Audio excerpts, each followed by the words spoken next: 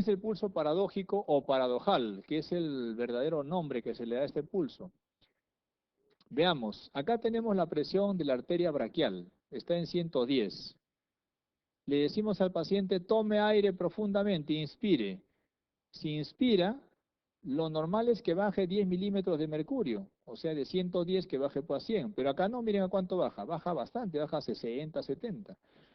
O sea, si la presión sistólica disminuye más de 10 milímetros de mercurio cuando hay una inspiración profunda, a eso se llama pulso paradojal. Una forma rápida de pensar en esto es, estamos palpando el pulso, le decimos que inspire profundamente y percibimos que el pulso va desapareciendo. ¿Y por qué ocurre eso? Porque esto ocurre en el taponamiento cardíaco. Imaginémonos que al inspirar profundamente, como es esto, inspiramos profundamente, metemos sangre al ventrículo derecho, a la fuerza. Y al entrar sangre al ventrículo derecho, desplaza el septo interventricular hacia el lado izquierdo y la cavidad del ventrículo izquierdo se hace menor. Y si se hace menor, la sangre que sale a la aorta es menor. Y si es menor, la percepción del pulso disminuye y la presión también disminuye. Entonces, pulso paradojal, característico en pacientes que presentan taponamiento cardíaco. Entonces acá está, bueno, pulso paradójico con ingurgitación y hipotensión, el diagnóstico es taponamiento cardíaco. Pero ahora recuerden, ingurgitación yugular y hipotensión arterial se ve también en una triada, en la triada de Beck, que es un cuadro clínico de un taponamiento cardíaco agudo. La triada de Beck está constituida por ¿qué? ¿Recuerdan? Ya acabamos de decir, ¿qué cosa? Hipotensión, ingurgitación yugular y un corazón que está colapsado y que no se mueve bien, o sea, corazón pequeño y quieto. ¿Por qué? Porque hay mucho líquido alrededor de él. Eso ocurre sobre todo en un taponamiento cardíaco agudo. Acá está, ¿no? Corazón silencioso, ingurgitación yugular, venosa e hipotensión arterial. Triada de Beck. El pulso paradojal no está constituido dentro de la triada de Beck, pero sí orienta mucho al diagnóstico. Recuerden, la triada de Beck aparece en taponamiento agudo. Ojo, pero ojo, también hay taponamientos crónicos. Y los taponamientos crónicos, eso sí modifican la silueta cardíaca. Un taponamiento agudo no modifica mucho la silueta cardíaca, casi nada. Un taponamiento crónico sí. ¿Y por qué se produce un taponamiento crónico? Por un cuadro como tuberculosis principalmente, que va a almacenar litro y medio, litro 200, y eso sí produce un taponamiento. Otra causa de taponamientos crónicos es la neoplasia maligna, ¿no? Pero en nuestro medio, tuberculosis, causa más frecuente de taponamiento cardíaco crónico. Y causa de taponamiento cardíaco agudo, traumatismo. Puede ser un traumatismo torácico, causa hemopericardio, por ejemplo. Otra causa de taponamiento agudo, la uremia. Cuadro urémico causa también pericarditis urémica y luego derrame, taponamiento. Entonces la respuesta acá es la letra B, elevación de la presión venosa, disminución de la presión arterial y corazón pequeño y quieto. Una exageración del descenso normal de la amplitud del pulso, más de 10 milímetros durante la inspiración, como se observa en el taponamiento, eso tiene un nombre, ya lo dijimos, eso es el pulso paradojal, pulso paradojal. Muy bien, a ver, chequeen este caso clínico. Muy bien, es un paciente joven, de raza negra, sin síntomas, que le diagnostican presiones altas en varias oportunidades y le dicen pues que es hipertenso, no hay duda, ¿no? Miren la presión que tiene. Pregunta, ¿cuál de los enunciados es verdadero? El primer enunciado dice, la causa más probable de su hipertensión arterial es el hiperaldosteronismo. Antes de responder esto, yo les pregunto, ¿la hipertensión del paciente es primaria o secundaria? La que ustedes crean. Secundaria. ¿Por qué dicen que es secundaria? Porque se presenta a edades tempranas, 25 años, está bien. Pero ¿y la raza negra? Sí, doctor, pero dice que la familia, nadie, puede ser, pero hay que investigar un poco más. ¿Qué tal si toda la familia es hipertensa? Por más que aparezca en la edad de 25 años, lo primero que habría que pensar es hipertensión primaria. Está bien lo que han pensado ustedes, ¿ah? Que puede ser secundaria, por supuesto, puede ser. Uno piensa en hipertensión secundaria si la presión aparece por primera vez antes de los 30 o 20 35 años y o aparece después de los 60 o 65 años. O sea que acá puede ser de las dos, no se sabe. Pero asumiendo que sea secundaria ya la presión, ¿cuál es la causa más frecuente de hipertensión secundaria? La renal, ¿no es cierto? La enfermedad renal crónica. ¿Qué nos dice ahí? La causa más probable de su hipertensión arterial es el hiperaldosteronismo. Falso, pues. Falso. Lo primero que habría que pensar, o salvo, ¿cuándo piensa uno que es por hiperaldosteronismo? ¿Cuándo piensa que la hipertensión es por hiperaldosteronismo? Cuando la diastólica es muy alta. El hiperaldosteronismo se caracteriza porque la hipertensión arterial diastólica es la que está elevada principalmente. Acá no, acá tanto la sistólica como la diastólica. ¿Cuándo más pensamos que es el hiperaldosteronismo el responsable de la hipertensión? Cuando el potasio está alterado, ¿se acuerdan? ¿Cómo está el potasio en un paciente que tiene hiperaldosteronismo? ¿Alto o bajo en sangre? A ver. Bajo, muy bien. Hay hipopotasemia. Entonces, si viene un paciente hipertenso, cuya causa no sé, no tiene familiares hipertensos, nada, y se me ocurre pedir electrolitos y veo el potasio bajo, tengo que pensar en hiperaldosteronismo primario, más aún si tengo la diastólica elevada. Además, ¿qué encontraremos? Alcalosis metabólica, ¿no? Los pacientes que tienen hiperaldosteronismo tienen alcalosis metabólica. O sea, la causa más probable de su hipertensión arterial no es pues el hiperaldosteronismo, no es muy frecuente, ¿no? Lo más frecuente sería pues una enfermedad renal crónica, o sea que eso es falso.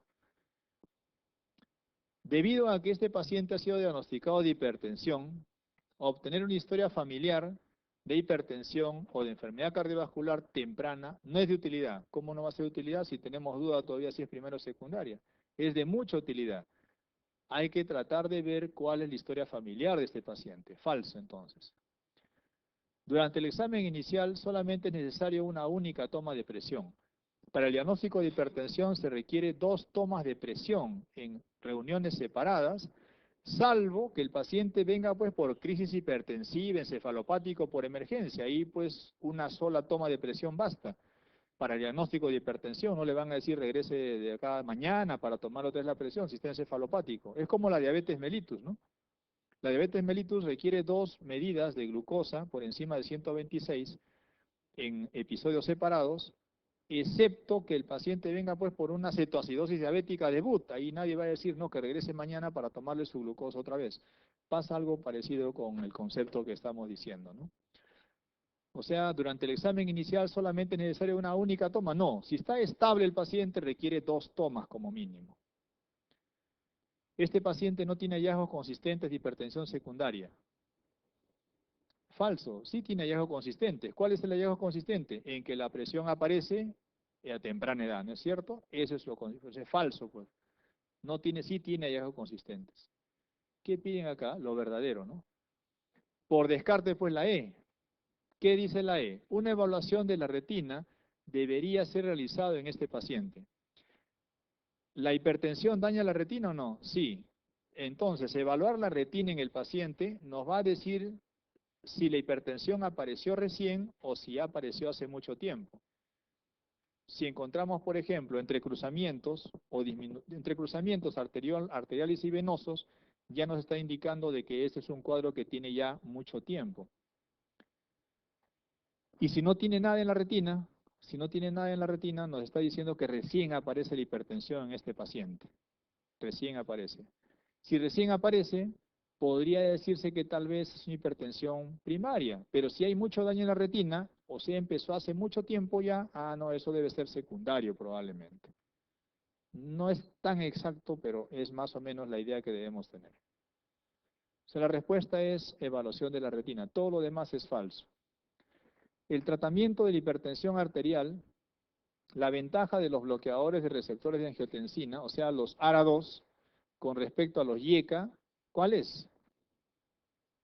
¿Cuál es la ventaja? Los dos, los dos son potentes. No es que uno sea más potente que el otro. Los dos producen hiperpotasemia. Los dos. Los dos no se deben dar en pacientes gestantes, contraindicados.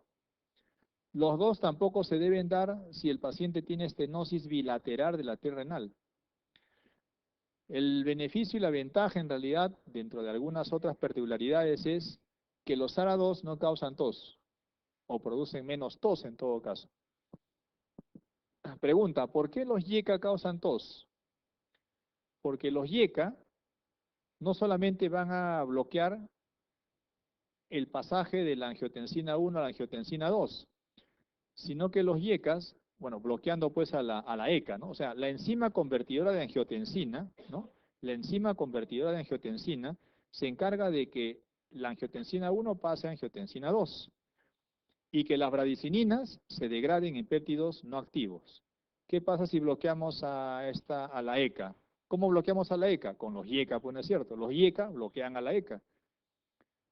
Parece un trabalengua, pero así es. Bloqueamos a la ECA y entonces ya es cierto, no hay angiotensina 2, pero tampoco se degrada la bradicinina. Entonces la bradicinina aumenta su concentración en sangre, va a los bronquios y produce broncoconstricción y tos.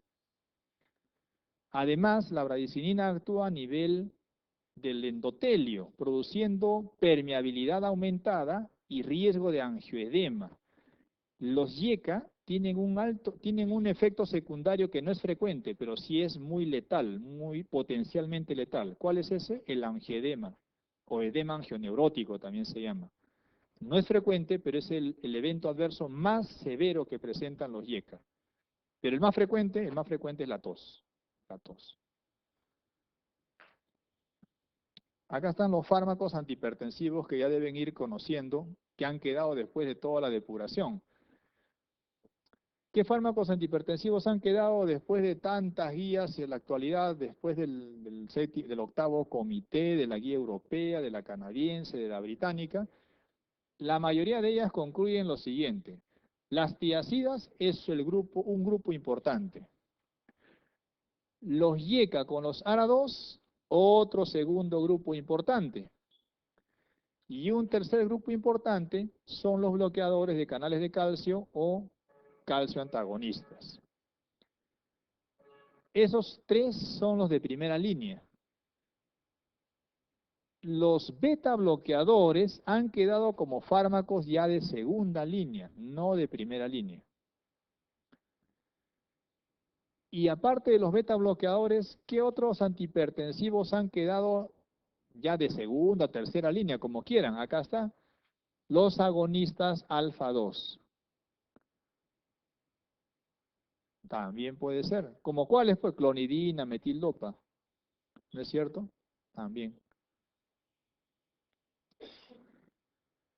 Los bloqueadores alfa, por ejemplo, el terazocin, ¿no? Que se usa mucho también en pacientes con patología prostática. Muy bien, entonces estos fármacos se usan de primera instancia en pacientes que no tienen comorbilidad. A ver, vamos a entendernos. De 100 pacientes hipertensos, 20% de ellos son hipertensos primarios, mejor dicho así, pero no tienen comorbilidad. O sea, 20% no tienen comorbilidad, son vírgenes, son pacientes hipertensos vírgenes. Y el 80% sí tiene comorbilidad. Tiene diabetes, enfermedad renal crónica, insuficiencia cardíaca, cardiopatía isquémica, pero el 20% son hipertensos puros. En esos hipertensos puros podemos usar tiazidas, YECA o ARA2 o calcio antagonistas. Si uso los tres y no mejoro, estoy hablando de una hipertensión resistente al tratamiento. ¿Y qué cosa hay que dar entonces en una siguiente instancia? Ahí sí recién empezamos beta bloqueadores. Si utilizamos tres fármacos y no controlamos la hipertensión, ahí damos recién el beta bloqueador u otro fármaco adicional.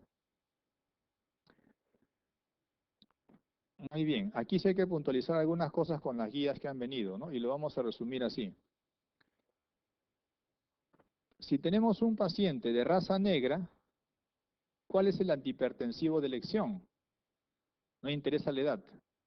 ¿Cuál es el antihipertensivo de elección? Ojo, sin comorbilidad, ¿eh? O sea, paciente de raza negra no es una comorbilidad, es una condición, pero no tiene pues diabetes, no tiene RC, solo es de raza negra. ¿Qué antihipertensivo le va mejor? Según los estudios clínicos, calcio antagonista y diuréticos, ¿no? No hay pierde. ¿Se combina o uno de los dos? Paciente de edad avanzada, paciente más de 60 o 65 años. ¿Qué antihipertensivo le va mejor? También diuréticos, como sean las tiazidas y o los calcioantagonistas. Tampoco ahí hay duda. Y acá empiezan los problemas. Si el paciente tiene ERC, o sea, ya tiene comorbilidad, ¿cuál es el antihipertensivo de elección? Eso ya lo sabían, ¿no es cierto? ¿Cuál es el antihipertensivo de elección? IECA o ARA2, no los dos juntos, ¿ah? IECAS o ARA2. No mejora, ya le agregan otro fármaco más, pero tiene que estar siempre o IECAS o ARA2. No se combinan, no se combinan IECAS o ARA2. Muy bien, paciente, ahora sí, aquí viene lo que los puede sacar de cuadro. Paciente hipertenso con diabetes mellitus. Fármaco de elección. Depende. Si el diabético tiene ERC, el fármaco de elección es IECA o ARA2, ¿no? Porque ya sabían que ese es el fármaco de elección para el ERC. Pero si el diabético no tiene ERC, o sea, no tiene nefropatía diabética, el antihipertensivo de elección es cualquiera. ¿Cómo que cualquiera? Sí, pues cualquiera. Tiazidas, IECA, ARA2 o bloqueadores de canales de calcio. No hay ninguno en especial. Entonces, recuerden este concepto. No todos los pacientes diabéticos necesariamente tienen que usar pues IECA o ARA2. Los que ya tienen nefropatía diabética, o sea, los que tienen ERC, ellos sí. Pero los que no tienen nefropatía diabética pueden usar cualquiera de los tres que hemos comentado. Muy bien. Ahora, ¿qué pasa si el paciente es un paciente, vamos a suponer así, de raza negra con ERC? ¿Cuál es el antihipertensivo de elección?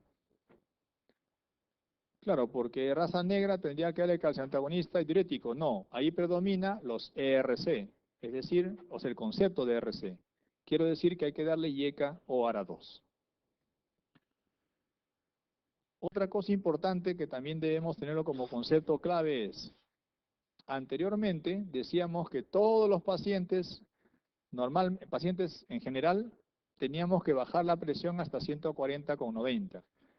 Actualmente, las guías señalan que si el paciente tiene más de 60 años, no hay que esforzar demasiado. Si llega a 140/90 está bien, pero suficientes con 150 y 90. Las guías dicen que los pacientes de más de 60 años, su meta de tratamiento es 150/90. Y si tiene 80 años o más, la meta es 160/90. Repito, en general, para pacientes menores de 60 años, la meta es 140/90, ¿no? Como cualquier hijo de vecino, 140/90. Si tiene más de 90, la meta es 150/90. Y si tiene más de 80 años, la meta es 160/90. ¿Se confundieron? Los veo preocupadas acá, ¿no?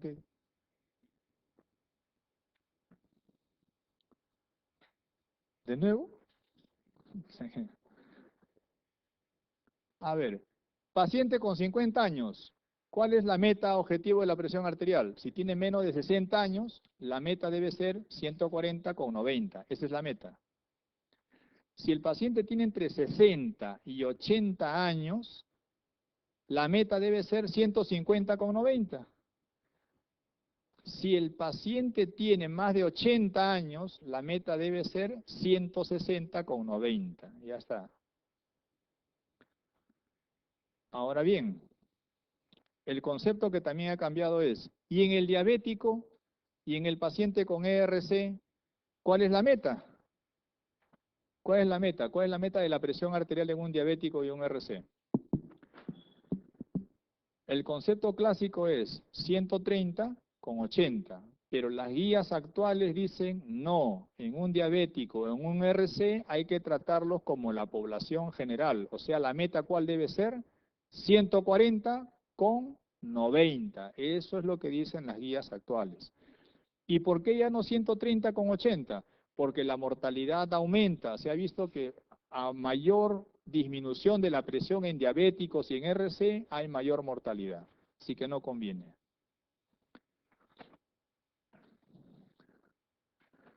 Entonces acá la respuesta es producen menos tos.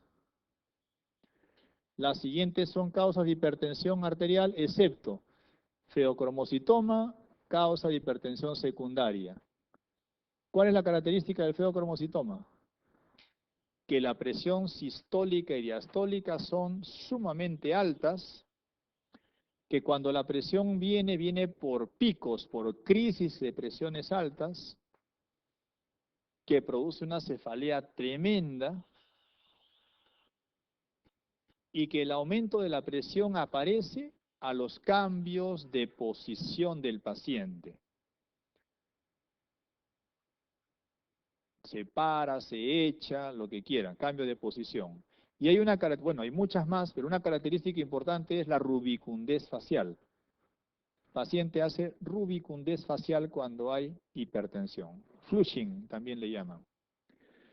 En el hiperaldosteronismo primario, que también es causa de hipertensión secundaria, ya saben, ¿no? Hipertensión diastólica principalmente, hipopotasemia y alcalosis metabólica. El hiperaldosteronismo primario se origina por un adenoma, ¿no es cierto?, de la glándula suprarrenal, síndrome de Kohn. Cushing, fácil reconocer un Cushing, bueno, ¿tiene hipertensión el Cushing? Sí. ¿Por qué? Porque aumenta pues los glucocorticoides, ¿no? Que tienen también acción mineralocorticoide. ¿Y cómo lo reconocemos? Paciente con obesidad central, paciente con cara de luna llena, paciente con acné, paciente con jiba, ¿no? Una jiba de búfalo, con estrías rojovinosas, etcétera, ¿no? ¿Y la glomerulonefritis causa hipertensión? Por supuesto, las glomerulonefritis pueden causar hipertensión arterial. Lo que no causa hipertensión es el aneurisma, pues la aneurisma no, la estenosis de la arteria renal sí, pero el aneurisma no. Las estenosis de la arteria renal sí causan, por ejemplo, en jóvenes, la estenosis de la arteria renal se produce por angiodisplasia, fibrodisplasia en realidad es el término, ¿no? En gente joven, fibrodisplasia. En adultos es por una placa teromatosa que está obstruyendo la arteria renal. La cosa es que hay una estenosis, eso sí causa, ¿no? La respuesta es la letra A aquí, eso es falso. Acá está, ¿no? De 95-90% de los pacientes tienen hipertensión primaria, 5 a 10% secundaria. La causa más frecuente de hipertensión secundaria es daño renal, principalmente del parénquima, o sea, enfermedad renal crónica. ¿Pero qué cosa? Por diabetes mellitus principalmente, pero también por glomerulonefritis. En niños, ya dijimos, y en adultos hay que pensar en patología renovascular. ¿Cuándo? Cuando escuchamos un soplo en los flancos. Si hay un soplo en el flanco al examen, debe haber una estenosis. ¿Será por fibrodisplasia si es joven? Por placa teromatosa si es adulto mayor. Y hay otras causas más de hipertensión secundaria, sí, pues extrarrenales, ¿no? Las que se llaman aquí extrarrenales. Solo aquí recordar nada más la coartación de aorta y la vasculitis, ambos tienen una característica. La vasculitis, por ejemplo, de Takayasu me refiero. ¿Qué en común tiene una vasculitis de Takayasu con una coartación de aorta? En ambos hay pulsos asimétricos, pulsos de miembros superiores asimétricos. Le tomo la presión en un brazo, no es igual que la presión en el otro brazo. ¿Pero por qué se diferencian? Si son iguales a ambos, ¿por qué se diferencian? Porque en vasculitis de Takayasu hay fiebre, en vasculitis de Takayasu hay baja del peso, En cambio, coartación de aorta no. Acá están los valores para pensar en secundaria. Uno piensa en hipertensión secundaria si aparece la hipertensión en gente muy joven o en gente mayor, o si la presión está muy alta y no responde al tratamiento farmacológico. La respuesta que habíamos comentado es aneurisma de la arteria renal. Indique cuál de las siguientes afirmaciones es cierta respecto al tratamiento de la hipertensión arterial. A ver, ¿qué opinan?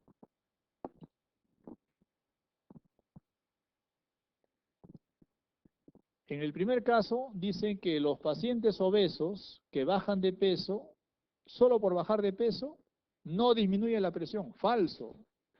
Se puede bajar solamente de peso sin ninguna otra cosa más y eso puede llegar a disminuir hasta 20 milímetros de mercurio de la presión arterial.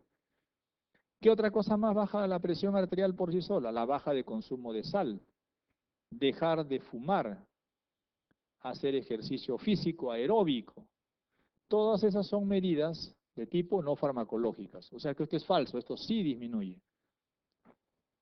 Los IECA deben añadirse luego de usar diuréticos a dosis altas. Falso.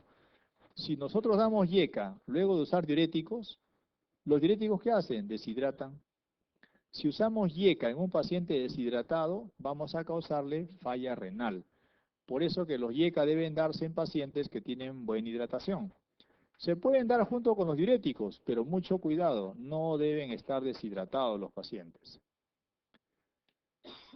Los ARA2 no producen hiperpotasemia como efecto secundario, a diferencia de los IECA. Falso, porque acabamos de decir que los dos producen hiperpotasemia. ¿Qué preguntan acá? No es cierto, ¿no? Falso, falso, falso. Los estudios a largo plazo han demostrado que los diuréticos en el manejo de la hipertensión disminuyen la mortalidad. ¿Esto es verdadero o es falso? Así como está, es dudoso porque dice diuréticos. Pero en realidad hay un diurético que se ha demostrado mejorar la sobrevida. ¿Cuál? Las tiazidas. Si lo ponen como diuréticos, puede ser que sea falso, pero en realidad también puede ser verdadero. O sea que esto, en realidad, lo marcaríamos como verdadero, aunque no diga qué tipo de diurético es. Pero si les preguntan qué diurético, las tiazidas. La furosemida no. La furosemida no mejora sobrevida.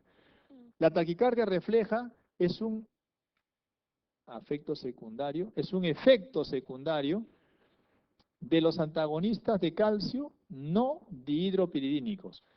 No, la taquicardia refleja es un efecto secundario de los antagonistas de calcio dihidropiridínicos como la nifedipina, principalmente la nifedipina. El amlodipino y el felodipino no tienen mucha taquicardia refleja, en cambio, el nifedipino sí. Pero es falso, pues, porque es calcio antagonistas dihidropiridínicos. Acá dice no, o sea que la respuesta definitivamente es la letra D. Antihipertensivo más potente. Alfametildopa y clonidina son potentes, sí, pero más potente es el nitroprusiato de sodio. Este nitroprusiato de sodio se usa sobre todo en crisis hipertensivas. Y su efecto es vasodilatador, arterial y venoso. A diferencia de la hidralacina. La hidralacina también es un vasodilatador, pero solo arterial. Este no, este es arterial y venoso, pero tiene un evento adverso importante. El evento adverso importante es que produce metabolitos tóxicos para el riñón, tiocianatos. Hay que tener mucho cuidado entonces si el paciente tiene falla renal previa. Y además el nitroprusiato de sodio está contraindicado en la gestación. No se debe dar en gestantes. En realidad, el nitroprusiato de sodio, más que un antihipertensivo, es un hipotensor. Y hay que darlo con bomba de infusión, porque si le damos un poco más de lo normal, baja la presión demasiado, ¿no? Entonces hay que estar vigilando constantemente. Varón de 30 años que tiene hipertensión moderada, joven, ¿no? Joven con hipertensión, bueno, puede ser primaria, podría ser primaria. Al examen encontramos presión 170/90 en el brazo derecho. y 120,80 en la pierna derecha. Lo normal es que hay una diferencia de hasta 10 milímetros de mercurio entre la presión de miembro superior y miembro inferior. Acá, ¿cuánto hay? Hay más de 10, ¿no? 170 y 120 y más de 10. Eso se ve característicamente en una enfermedad. ¿En cuál? Coartación de aorta. Muy bien. Buscamos coartación de aorta, ya está, la B la respuesta, pero un ratito, pues hay que leer todo. Soplo sistólico de eyección. Soplo sistólico de eyección 2/6 en foco aórtico. ¿Qué puede ser esto? O sea que cuando hay eyección, hay soplo en el foco aórtico. Esto se ve en una estenosis aórtica. Pero una estenosis aórtica se produce más en ancianos, ¿no? Por esclerosis de la válvula. Acá tiene 40 años el paciente. Entonces cuando es joven, la causa de la estenosis aórtica es por válvula aórtica bicúspide. A ver, cuando tenemos una estenosis de la válvula aórtica en pacientes ancianos, la causa es el envejecimiento de la válvula aórtica. En cambio, si hay estenosis en gente más joven de la válvula aórtica, hay que pensar en una válvula bicúspide. ¿Y aquí qué habría? Habría una estenosis de la válvula aórtica bicúspide. Pero no solamente hay una estenosis, ¿por qué? Porque además hay un soplo diastólico. Entonces, aparte de soplo sistólico o diastólico, entonces hay doble lesión aórtica, es decir, estenosis e insuficiencia aórtica. Hay leve crecimiento del ventrículo izquierdo. ¿Cuál es la posibilidad diagnóstica? Coartación de aorta y válvula aórtica bicúspide que está produciendo, ¿qué cosa? Probablemente que está produciendo insuficiencia y además estenosis de esa válvula.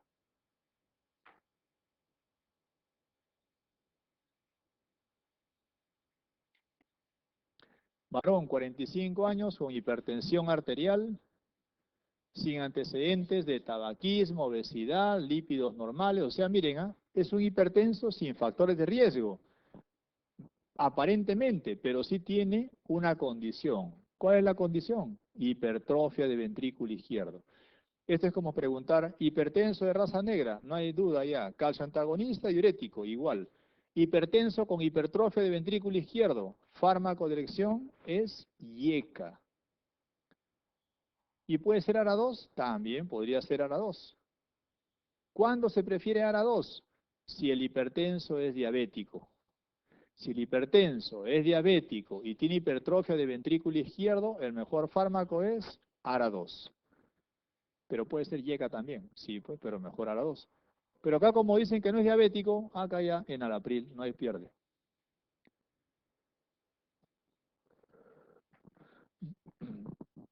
Varón de 62 años con arteriopatía coronaria. Se presenta con síncope. La exploración física es normal, a excepción de la bradicardia. Bueno, ya está, pues, ¿no? ¿Por qué ha hecho síncope el paciente? Por bradicardia. Muy bien. Dice además que el pulso es irregular, el electro muestra un bloqueo AB, tipo Weckenbach. Acá está, esta es la causa del síncope. Los bloqueos AB tienen como manifestación clínica síncopes. ¿Por qué? Porque producen bradicardia. Bloqueo AB produce bradicardia, bradicardia produce síncope.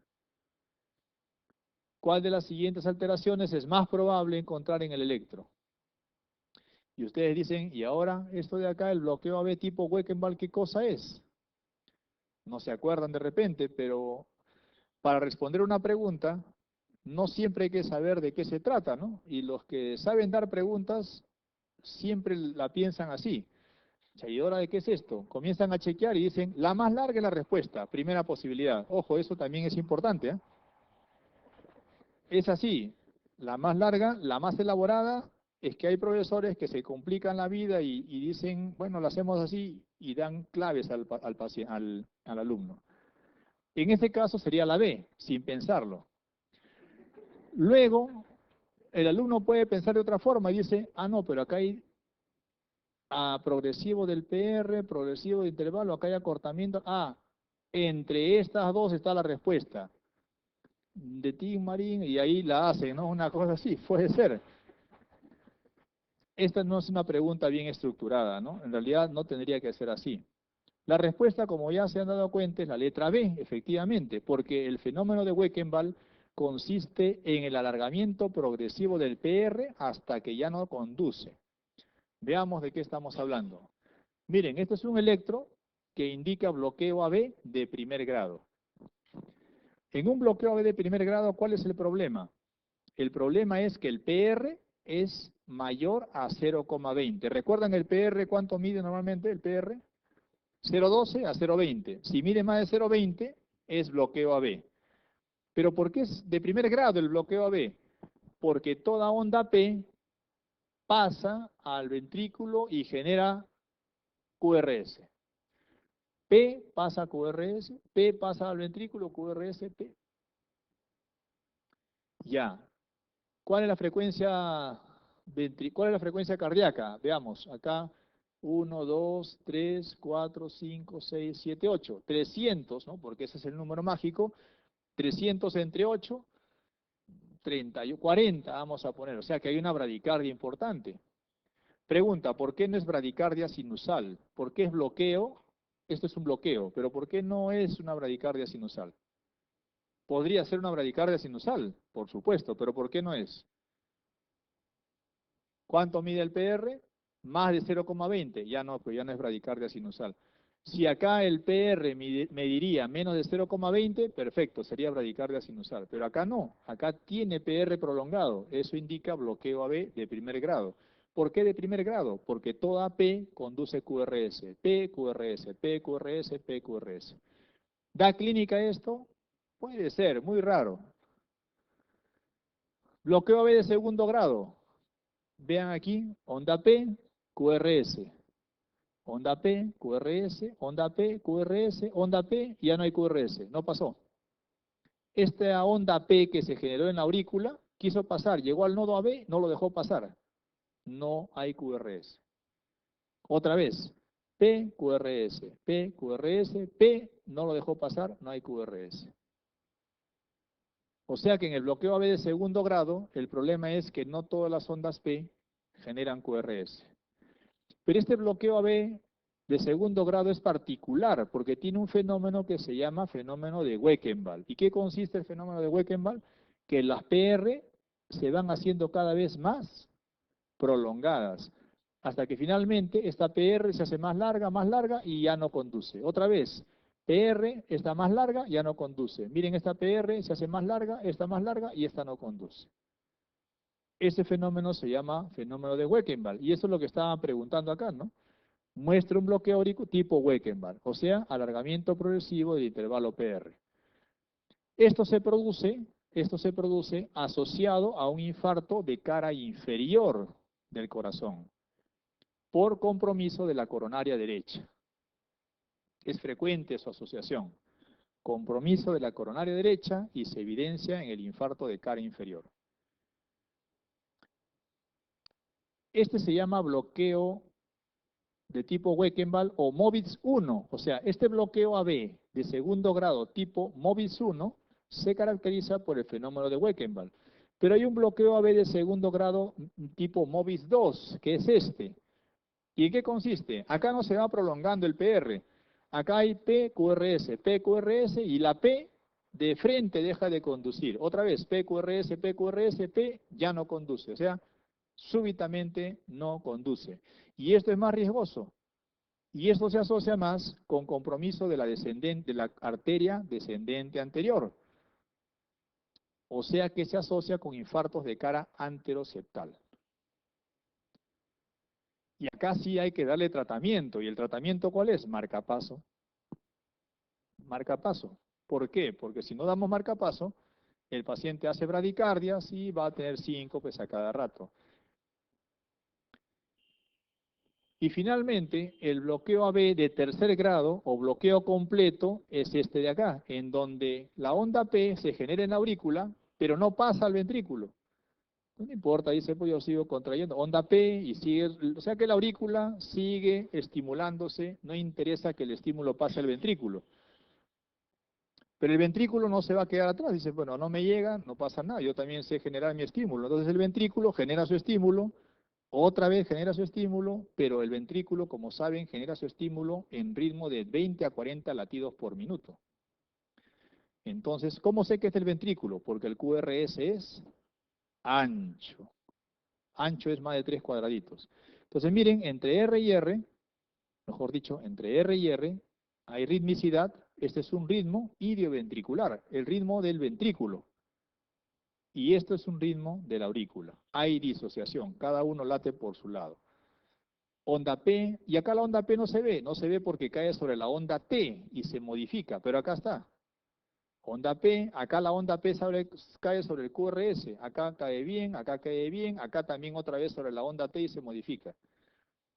Esto de aquí necesita marcapaso sí o sí. Estos pacientes vienen con síncope.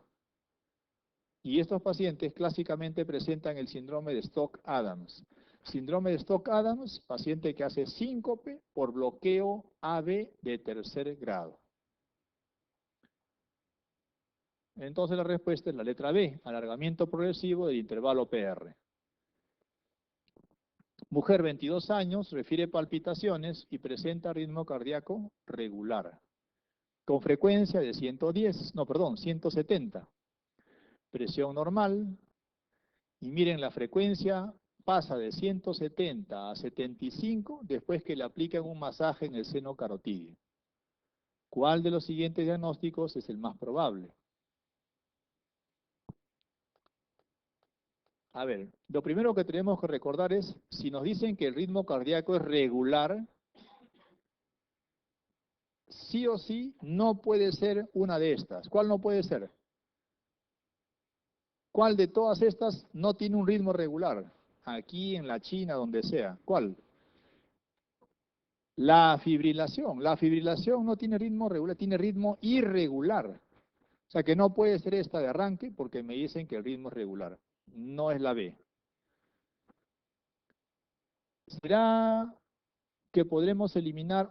¿Nos aproximamos a qué entonces? Bueno, si es regular, puede ser taquicardia sinusal, flúter, ¿no? Aleteo o flúter auricular podría ser. El flúter también es rítmico. La taquicardia paroxística supraventricular también es rítmico. Y la taquicardia ventricular también podría ser rítmico. Pero hay una cosita. La frecuencia ha bajado de 170 a 75 con masaje del seno carotidio. ¿Qué arritmias bajan con el masaje del seno carotidio? Solo las arritmias supraventriculares. Las ventriculares no bajan. Por lo tanto, si ha bajado, ¿qué podemos descartar? La taquicardia ventricular, esta no podría ser también. ¿Por qué no puede ser? Porque ha bajado la frecuencia cardíaca con el masaje carotidio. Entonces, ¿con qué nos quedamos? Con taquicardia sinusal, con el flúter auricular y la TPSB. ¿Podría ser flúter auricular? Un poco raro, porque el flúter auricular se ve en pacientes que están asociados con problemas pulmonares. Ejemplo, pacientes con EPOC. O sea, el aleteo auricular muchas veces se presenta con un daño estructural en el corazón. Y acá no hay ese antecedente. ¿Será taquicardia sinusal? Podría ser, ¿no? Pero ¿por qué tendría que tener taquicardia sinusal esta paciente con 170? No tiene fiebre, no está con algún cuadro clínico que amerite, no ha corrido, no ha hecho ejercicio físico, no tiene un nivel de estrés pues también marcado para decir que está pues con taquicardia sinusal. Un poco raro, ¿no? Lo más probable, porque aquí hablamos de probabilidad, lo más probable es que se trate de una TPCB porque esta enfermedad, esta condición se ve en pacientes jóvenes, mujeres, ojo, y que al aplicarle el masaje de seno carotidio puede, aunque no siempre, puede bajar su frecuencia cardíaca o normalizarse. El masaje carotidio también puede mejorar el flúter, puede mejorar taquicardia sinusal, puede mejorar fibrilación, pero principalmente puede mejorar TPSB. Entonces recuerden, TPSB se ve en gente joven con corazón estructuralmente normal. Eso es una patología frecuente. Aquí están las taquiarritmias, supraventriculares y ventriculares. Aquí en las supraventriculares podemos agregar otra taquiarritmia, que es la taquicardia sinusal, que según el ASPEFAN es la taquicardia más frecuente, aunque no compartimos el concepto, es lo que ellos han puesto, ¿no? La taquicardia sinusal. También podríamos poner otro ejemplo, taquicardia auricular. Taquicardia auricular, podríamos colocar aquí otro ejemplo. Todas ellas son supraventriculares. ¿Cómo reconocemos una taquiarritmia supraventricular de una ventricular? Porque las supraventriculares tienen QRS estrecho, el QRS es angosto, menos de 3 cuadraditos. En cambio, las taquiarritmias ventriculares tienen un QRS ancho, más de 3 cuadraditos, o sea, más de 0,12 de segundo. ¿Alguna otra forma de ver si es supraventricular o ventricular? Sí, en la maniobra vagal. Si hacemos maniobras vagales y responden, es supraventricular. Y si no responden, ¿qué puede ser? Puede ser ventricular, pero también puede ser supraventricular. O sea que si no responden, no necesariamente es ventricular. También las supraventriculares puede que no respondan. No siempre responden las supraventriculares. Pero si responde, o sea, si baja la frecuencia, debe ser alguna de las supraventriculares. Eso sí es concreto, como pasó en el ejemplo anterior. Entonces, Flutter y TPCB son rítmicos. La FA es arrítmico. Respuesta entonces acá, taquicardia paroxística supraventricular. Mujer 80 años, acude por palpitaciones, mareos, palidez, alteración del sensorio. Y en el electro, taquicardia de complejo angosto. Si es complejo angosto, ¿qué es? ¿Supraventricular o ventricular el problema? Supraventricular. Muy bien. Si es supraventricular, ahora me dicen que es regular. Si es regular, ¿será FA? No, porque FA es irregular. ¿Qué puede ser entonces?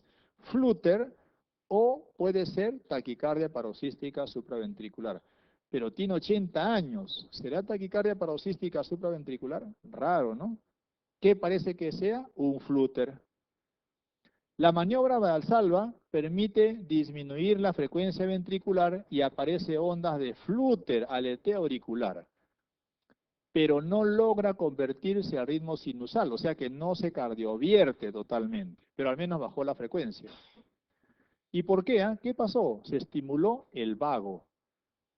Pero acá no le han hecho maniobra masaje carotidio, le han hecho maniobra vagal, masaje carotidio, maniobra de Valsalva, hundir los ojos, sacar la lengua, todos esos son, bueno, ya no se hace eso en realidad, pero antes, no sé si lo han visto anteriormente, nuestros profesores antiguos agarraban la lengua del paciente y la traccionaban, ¿no?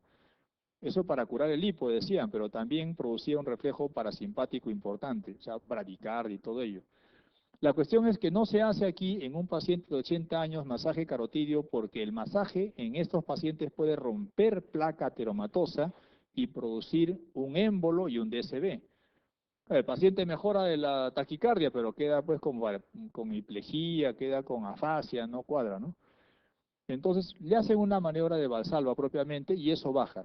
Pregunta, ¿cuál es la terapéutica indicada? ¿Qué hacemos ante este paciente que tiene un flutter? Ya sabemos que tiene un flutter. ¿Cuál es la terapia? ¿Qué hay que hacer en el flutter? Lo que hay que hacer en el flutter es bajar la frecuencia, es cierto. Pero acá hay una cosa importante. En el flutter lo que se da es digoxina, beta bloqueadores y calcio antagonistas. Esa es la terapia en el flutter para bajar, mejor dicho, para bajar la frecuencia cardíaca. Pero cuando un paciente con taquicardia tiene hipotensión o alteración del sensorio, lo que debe hacerse es cardioversión eléctrica lo más pronto posible. Entonces acá la respuesta tiene que ser por alteración del sensorio en estos pacientes, cardioversión, ¿no? Entonces, recordar, paciente que esté hipotensa o alteración de sensorio, el tratamiento que debe recibir es cardioversión, no se olviden. En esta patología, en la TPCB, taquicardia paroxística supraventricular, que se da más en gente joven, acá dice, ¿no? Tienes origen en focos ectópicos por encima de los ventrículos. En realidad, lo más correcto debe ser, tienes origen en el nodo AB. O sea, borren esto de acá y pongan, tiene origen en el nodo AB. Es un microcircuito de reentrada. El nodo AB tiene un microcircuito de reentrada y es la causa más frecuente de la TPCB. No se ven ondas P. Los estímulos están dando vueltas en el nodo AB y mandan estímulos al ventrículo. Y miren el electro. Onda QRS, T. Esto no es onda P, esto no es P, esta es la onda T. T de tetera. QRS-T, QRS-T, QRS-T y son rítmicos. ¿Qué hay que hacer en esta paciente? Rápidamente lo que se hace es masaje carotidio y si no funciona, adenosina. La adenosina cardiovierte al toque inmediatamente. ¿A dónde? ¿A qué ritmo? A ritmo sinusal. No tengo adenosina, verapamil. No tengo verapamil, beta bloqueador. No tengo nada. Bueno, cardioversión eléctrica, pues, ¿no? Cardioversión eléctrica también puede servir si es que no hay nada de esto o es refractario, ¿no? Pero recuerden que la cardioversión eléctrica se da de primera instancia cuando el paciente está con alteración hemodinámica. Respuesta a cardioversión. Varón de 66 años, alcohólico crónico, desnutrido.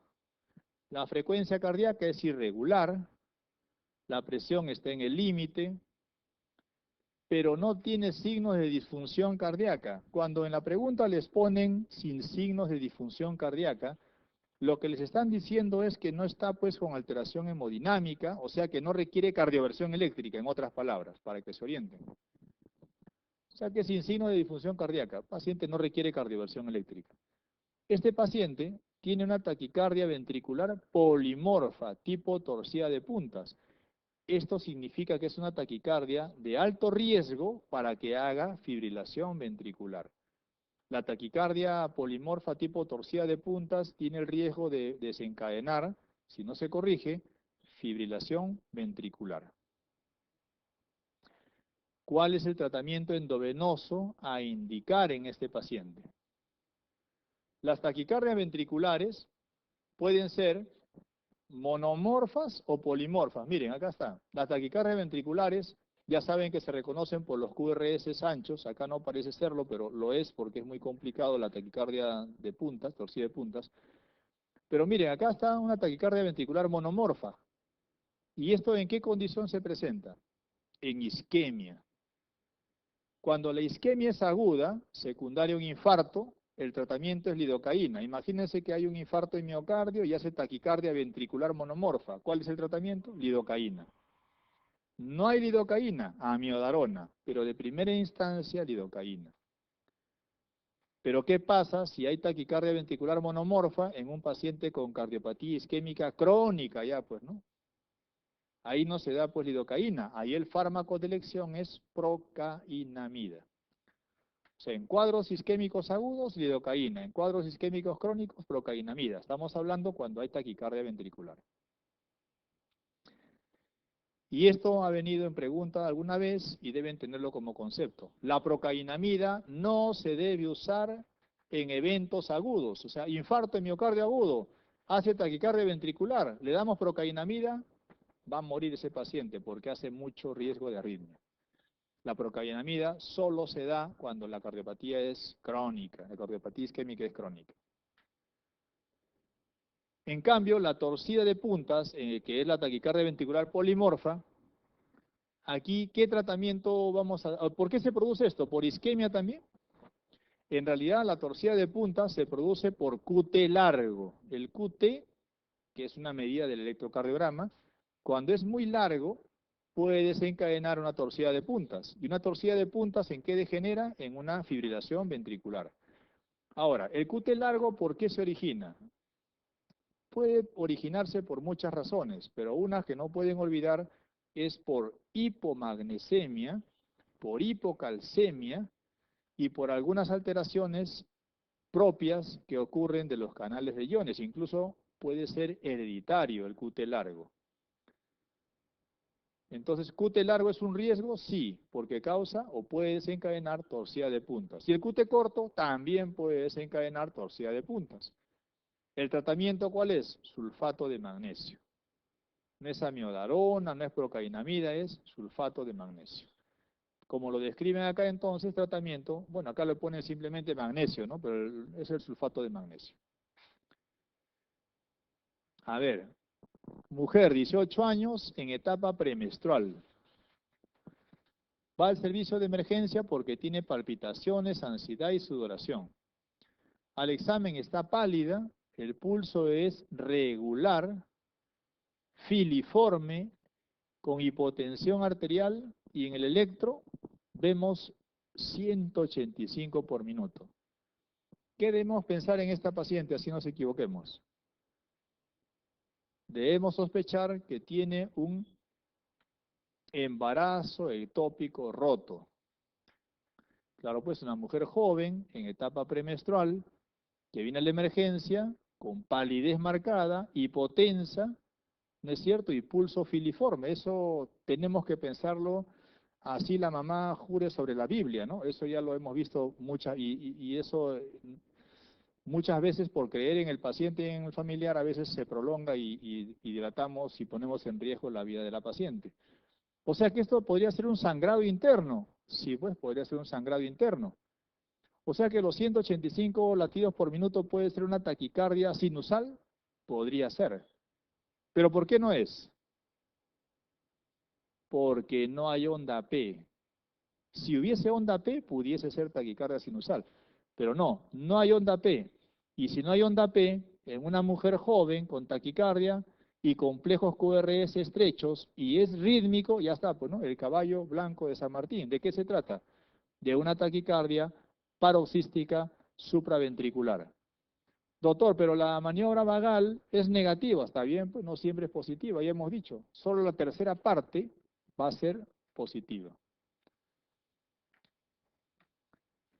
El bloqueo AB tipo MOBIS 2, esa que necesita marcapaso, es causada con mayor frecuencia por, acá está, lo comentamos hace un ratito. El tipo MOBIS 2, ¿a qué se asocia? A daño en la descendente anterior, o sea, infarto de miocardio, cara anteroseptal. ¿No es cierto? Cuando hay un infarto de miocardio cara anteroseptal puede haber bloqueo AB de segundo grado tipo MOBIS 2. Mucho cuidado. Paciente de 20 años acude a la emergencia por palpitaciones intensas, de inicio brusco, regulares, con antecedentes de episodios similares de inicio y terminación brusca. Otra vez. Cuando dice inicio y terminación brusca, significa que es paroxístico. Aparece súbitamente, sin razón alguna, desaparece súbitamente, sin razón alguna, eso es paroxístico. Entonces, una taquicardia paroxística en una mujer joven, taquicardia paroxística supraventricular, ¿no? Esta pregunta también está recontra huevo. Fácil, pues, que no usan jeringa ustedes, como que ya ven. La fibrilación auricular, la FA, se debe principalmente a las siguientes entidades, excepto, ya, acá debemos recordar, la FA puede ser de dos tipos, FA aguda o FA crónica. Una FA aguda se puede desencadenar por un exceso, por ejemplo, de cafeína. Hay gente que le gusta tomar mucho Red Bull. Cuando va a estudiar en la noche, se compra pues su six-pack de Red Bull y está dándole toda la noche. O pacientes que se intoxican con alcohol. También pueden presentar súbitamente una FA aguda en corazón normal. Pero eso no es lo más frecuente. Lo más frecuente es que la FA se dé en un corazón dañado estructuralmente. Y entonces lo que se presenta es una FA crónica. ¿Cuáles son las causas de la FA crónica? La causa más frecuente es la hipertensión. La hipertensión arterial. ¿Qué más? La valvulopatía mitral, ya sea como estenosis o como insuficiencia mitral. Otra causa más, el hipertiroidismo. Un poco más alejado, la cardiopatía isquémica. Pero lo que no cuadra para que se produzca una FA es pues la cardiomiopatía obstructiva, ¿no? Esto no es causa de fibrilación auricular. Acá están las causas de la FA. Lo de azul, causas de FA crónica. Lo que está en blanco, causas de FA aguda.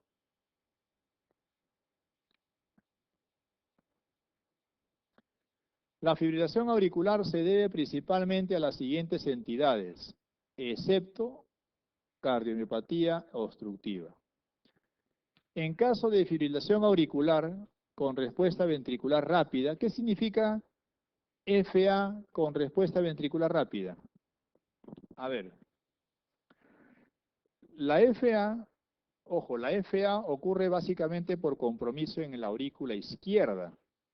El flúter ocurre por compromiso en la aurícula derecha.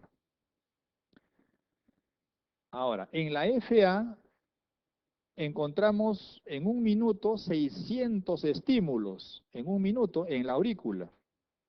Pero esos 600 estímulos no llegan a pasar al ventrículo. ¿Cuánto pasan? 170, 180, pero es un montón. Esos 180 estímulos llegan al ventrículo, y el ventrículo ¿qué va a tener? 180 latidos, pues es bastante. Entonces, cuando la FA permite pasar más de 90 latidos, más de 90 estímulos al ventrículo, eso se llama FA con respuesta ventricular alta, como acá, ¿no? Respuesta ventricular alta. ¿Cuántos estímulos pasarán de la aurícula, producto de la fibrilación auricular, al ventrículo? No sé, por repente 100, 120, 130, no sabemos. En cambio, cuando solo pasan 80, 70 estímulos al ventrículo, eso se llama FA con respuesta ventricular controlada. Muy bien. Esta FA dice que no tiene descompensación. ¿Qué cosa debemos entender cuando dice sin descompensación cardíaca? Que el paciente está hemodinámicamente estable, que no requiere cardioversión eléctrica. Eso es lo que hay que entender. ¿Cuál es el tratamiento de elección en este paciente?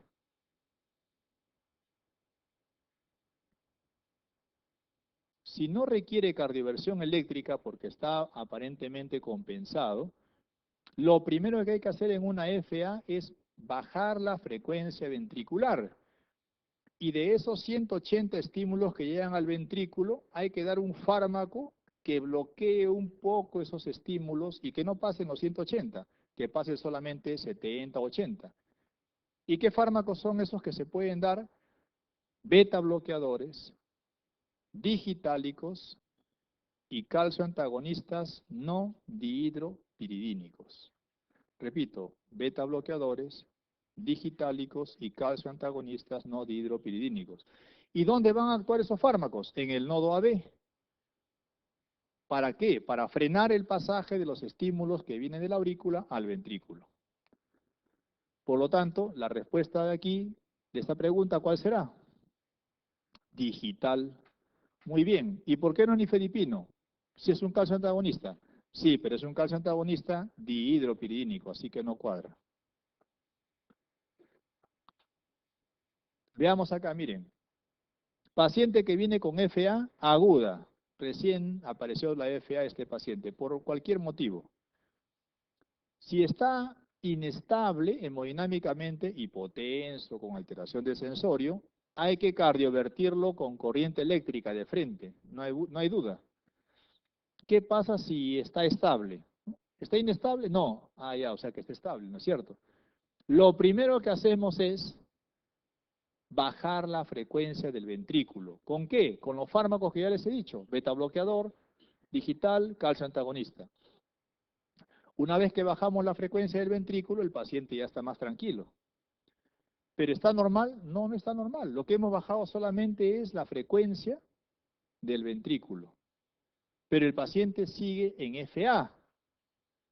Y no puede estar en FA, porque el estar en FA, ¿qué condiciona? Que la aurícula no se contraiga, y al no contraerse, se genera trombos dentro de él, y los trombos viajan luego al ventrículo y luego embolizan, o sea que no le conviene. Por lo tanto, ¿qué hay que hacer en un siguiente paso? Cardiovertir. O sea, no confundan el hecho de bajar la frecuencia del ventrículo, que eso lo origina el betabloqueador, el digitálico, con cardioversión. La cardioversión se hace con otros fármacos. Es decir, el digitálico, el betabloqueador y los calcioantagonistas no cardiovierten. Lo que hacen es bajan la frecuencia del ventrículo. Entonces hay que cardiovertir, sí, pues. Bueno, este paciente tiene menos de 2 días con FA. Si tiene menos de 2 días, tiene poco riesgo de hacer coágulo. De frente cardiovertimos. Cardioversión eléctrica puede ser o farmacológica. Si es farmacológica, amiodarona, flecainide, propafenona, vernacalán. ¿Cualquiera de ellos se puede utilizar? Sí, pero si el corazón no está con insuficiencia cardíaca, flecainide y propafenona van mejor. Y si hubiese insuficiencia cardíaca, va mejor amiodarona. Es más, la amiodarona no solamente cardiovierte, sino que previene recurrencias con mayor efectividad que el resto. Pero el problema de la amiodarona, ¿cuál es? Que cuando se usa por mucho tiempo, origina fibrosis pulmonar. Bueno, ¿qué pasa ahora? Ya, cardiovertimos y a los 2 meses otra vez FA. Otra vez sabemos lo mismo. Lo cardiovertimos, otra vez el paciente queda bien y luego de 1 mes otra vez FA. Ese paciente ya tiene FA recurrentes. Y si tiene ya muchas FA recurrentes, hay que ver, de repente, ese paciente se puede tratar con ablación. Pero la ablación solamente va bien en el 10% de los pacientes. ¿La ablación qué significa? Destruir tópicos que están originando la FA. ¿Y dónde están esos focos ectópicos? En la desembocadura de las venas pulmonares. Pero no es el tratamiento de elección, porque solo un 10% de los pacientes responden. En cambio, en el flúter sí, el tratamiento definitivo es ablación, ¿no es cierto? En el flúter, tratamiento definitivo es ablación. En cambio, en la FA, no, la ablación no sirve mucho. Bueno, entonces, ¿qué pasaría si es recurrente? Ya no cardiovertimos. ¿Qué hacemos nada más? Controlamos la frecuencia cardíaca, ya está. Veamos si el paciente tiene más de 2 días con FA. Si tiene más de 2 días, más riesgo de coágulo, entonces antes de cardiovertir, anticoagulamos. Cardiovertimos y después seguimos anticoagulando 1 mes más. Y luego ya no anticoagulamos más, lo dejamos ahí, sin anticoagulación. Y si otra vez hace FA, otra vez hacemos lo mismo. Y si sigue, bueno, ya no cardiovertimos, lo único que hacemos es controlar frecuencia cardíaca. ¿Qué quiere decir eso?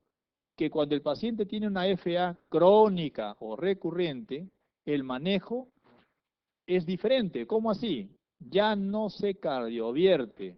En las FA crónicas ya no se cambia el ritmo, se lo deja como FA. Entonces, ¿qué hay que hacer? Controlamos la frecuencia cardíaca. ¿Cómo controlamos la frecuencia cardíaca? Depende, pues, ya les he dicho, digital, betabloqueador, calcioantagonista. Si no hay insuficiencia cardíaca, betabloqueador, calcioantagonista. Y si hay insuficiencia cardíaca, digitálicos. ¿Se acuerdan cuando hablamos de insuficiencia cardíaca? ¿Cuándo se usan los digitálicos en insuficiencia cardíaca? Cuando tienen FA. Esa es la indicación exacta de los digitálicos. Paciente con insuficiencia cardíaca y fibrilación auricular. Muy bien, ya controlamos la frecuencia cardíaca. Este paciente tiene FA con respuesta ventricular controlada. Excelente, señor, a su casa. No, un ratito. ¿Por qué? Porque este paciente está en FA. No se contrae la aurícula. ¿Qué riesgo tiene de formar trombos? Bastante. Entonces, ¿qué hay que hacer? Anticoagulación de por vida. De por vida. Siempre, no siempre. ¿Cuándo se anticoagula de por vida? ¿O cuándo se anticoagula en otro caso? Cuando hay estenosis mitral. O cuando hay una insuficiencia mitral que ha hecho crecer la aurícula más de 5 centímetros de diámetro. O uno o lo otro. Ya, pero a veces el problema no es la válvula mitral. A veces la FA crónica no tiene que ver nada con la válvula. ¿Y con qué tiene que ver? Con otros factores. Y entonces hay que ver si hay insuficiencia cardíaca, si hay hipertensión, si hay diabetes. Todos esos elementos se evalúan en un score llamado CHAS-2-VASC y este score me indica el riesgo que tiene para producir coágulo. Y si es así, hay que anticoagularlo. El score es este. Olvídense de esta parte de acá. Lo que vale es esto. Es el score modificado, CHAS-2-VASC.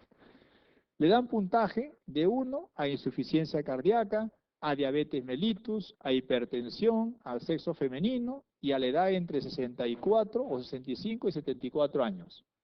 Todos tienen un puntaje de 1. Pero miren quiénes tienen puntaje de 2. El hecho de tener un DSB previo y el hecho de tener más de 75 años. ¿Qué quiere decir eso? Si tienen un paciente con FA crónica y ha tenido un DSB previo, se acabó, anticoagulación de por vida. Si tienen un paciente con FA crónica que tiene más de 75 años, también, de frente, suficiente porque tiene 2 de puntaje. Si tienen un paciente con FA crónica, insuficiencia cardíaca, puntaje 1, no, pues no se anticoagula de por vida. ¿Eres mujer? Ah, si es mujer, un punto más, ya está, 2, anticoagulación de por vida. No se resientan las colegas, pero el sexo femenino es un factor de riesgo para hacer embolismo, ¿no? Miren la edad también, entre 65 y 74, un año, ¿no? Estos son los que se llaman factores de riesgo no valvulares, ¿no? Factores de riesgo no valvulares. Respuesta acá entonces, en caso de una FA con respuesta ventricular rápida estable, hemodinámicamente, el tratamiento es digital, ¿no? Digital. Varón de 73 años de edad presenta angina de pecho por esfuerzo. Ajá, ¿qué es esto? 73 años de edad, angina de pecho por esfuerzo. ¿Qué es? Angina estable, pues no es cierto, hasta ahí es una angina estable. Pero miren, ¿ah? Pero la angiografía muestra que hay estenosis, pero no es crítica. Pero ¿cómo? Si en la angina estable ya sabemos que sí tiene que haber estenosis de más del 70%, estenosis crítica. Pero acá no hay. Entonces el responsable de la angina de pecho no es la obstrucción de la arteria. ¿Y entonces qué es? Veamos cuál es la pregunta. ¿Con cuál de las siguientes enfermedades valvulares ocurre esta angina de pecho de manera frecuente? La respuesta es, ¿en qué patología valvular hay angina? ¿Se acuerdan? Porque había hipertrofia del ventrículo izquierdo y como hay hipertrofia del ventrículo izquierdo, latir más, consume más oxígeno y hay angina. ¿En qué patología? En la estenosis de la arteria aórtica, estenosis, perdón, de la válvula aórtica, lapsus, estenosis de la aorta. La estenosis aórtica empieza con angina, luego sigue el síncope, en ese orden, ¿ah? Aquí no está porque se me ocurrió, ese es el orden cronológico clínico. Primero angina, luego síncope y al final disnea. Y cuando ya el paciente tiene disnea, ya el pronóstico ya empeoró. Recuerden que la estenosis aórtica es una enfermedad donde se puede ver mucho muerte súbita. O sea que en la estenosis aórtica hay angina de pecho, pero sin patología de la coronaria. Respuesta, estenosis aórtica.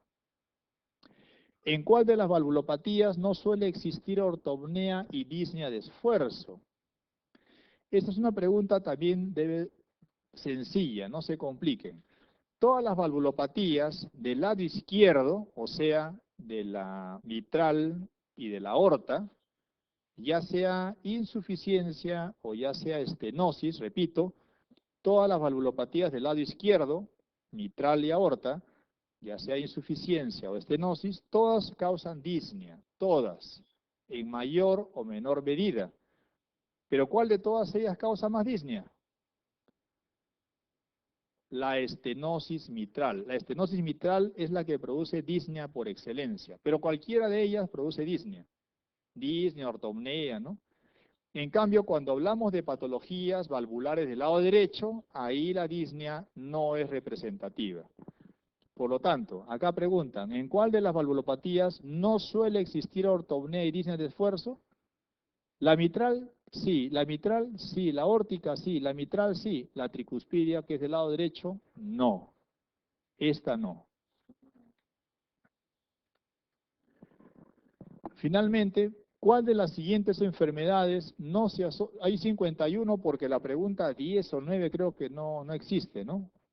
Vean en su gráfico, creo que se han salteado, ha corrido todo, pero ¿cuál de las siguientes enfermedades no se asocia con insuficiencia aórtica? A ver, un concepto importante. Las estenosis de las válvulas se presentan crónicamente, no se presentan de manera aguda, se presentan crónicamente. En cambio, las insuficiencias de las válvulas sí se pueden presentar no solamente de manera crónica, sino de manera súbita, de manera aguda. Acá preguntan, ¿cuál no produce insuficiencia aórtica? La espondilitis anquilosante, lo veremos en reumatología, es una enfermedad que afecta las articulaciones principalmente de la columna vertebral, pero también produce compromiso extraarticular. ¿Qué compromisos extraarticulares producen la espondilitis anquilosante? La uveitis, la fibrosis pulmonar y también la insuficiencia aórtica, o sea que esto es verdadero. Un aneurisma de la aorta que se diseca y se corre hacia la base, hacia la válvula, va a causar insuficiencia aórtica. La sífilis causa también daño en la aorta porque la sífilis tiene aneurisma. Y entonces, la sífilis cuando se compromete, cuando se diseca, por el aneurisma que se diseca, también va a producir lesión de la válvula aórtica. La arteritis de células gigantes no es frecuente, pero puede afectar la aorta. La arteritis de célula gigante afecta sobre todo la carótida y sus ramas, pero en algunos casos afecta la aorta. Y si afecta la aorta puede causar daño en la base, o sea, en la válvula. La sarcoidosis no, la sarcoidosis afecta el corazón, sí, es cierto, pero no afecta la válvula aórtica. La respuesta es la letra E, no afecta sarcoidosis e insuficiencia. Muy bien, colegas, quedamos ahí hasta la siguiente sesión.